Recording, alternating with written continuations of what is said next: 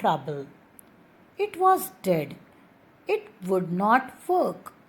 The other instruments were suddenly dead too. I tried the radio.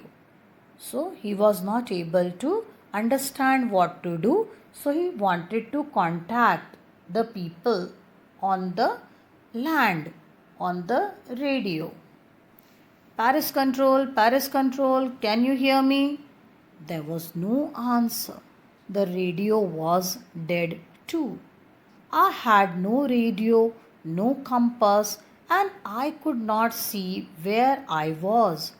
I was lost in the storm. Then, in the black clouds quite near me, I saw another aeroplane. It had no lights on its wings, but I could see it flying next to me through the storm. I could see the pilot's face turned towards me.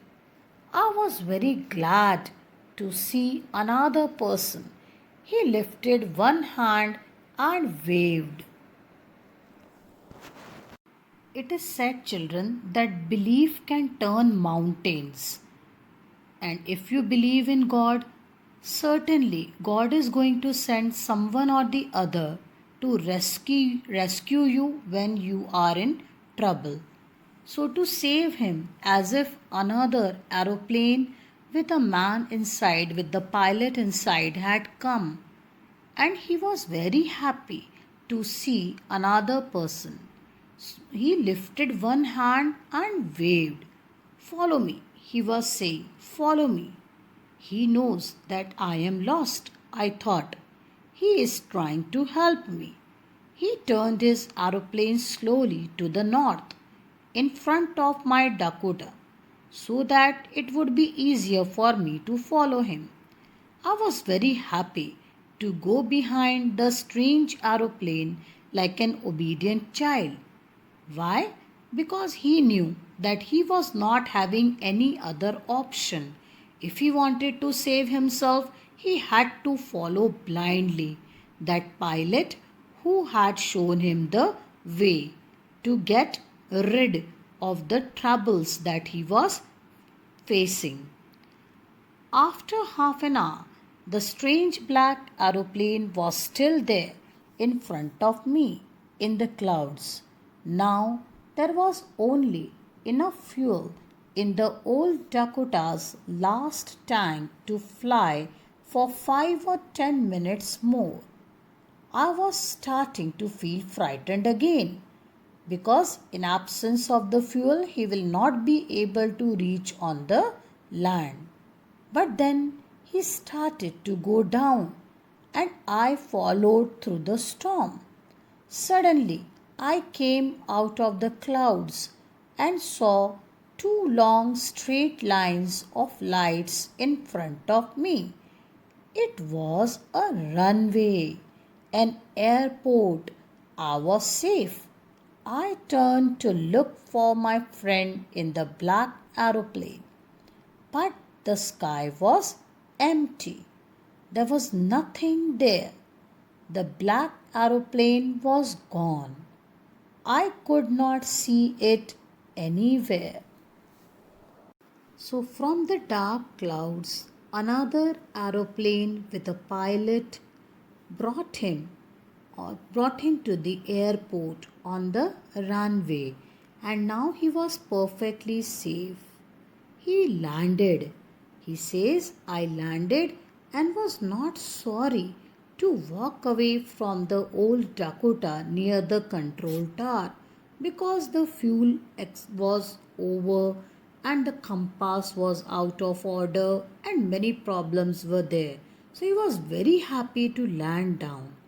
I went and asked a woman in the control center where I was and who the other pilot was. I wanted to say thank you. She looked at me very strangely and then laughed. Another aeroplane? Up there in this storm? No other aeroplanes were flying tonight. Yours was the only one I could see on the radar. You can imagine how the writer must have thought about it, because when she said that there was no other aeroplane, he could not believe, because he knew that his life was saved by another pilot in another plane. But she said that there was no other plane. Radar, children, is a system that uses radio waves to find out the position of something you cannot see. It is a radar that tells the exact position of flying plane in the air. So she could not find out any other plane other than his plane, the writer's plane. So who helped me to arrive there safely without a compass or a radio and without any more fuel in my tanks? Who was the pilot on the strange black aeroplane flying in the storm without lights? So, children, the story has an open end for you to think. You can you can take the end any way you suppose.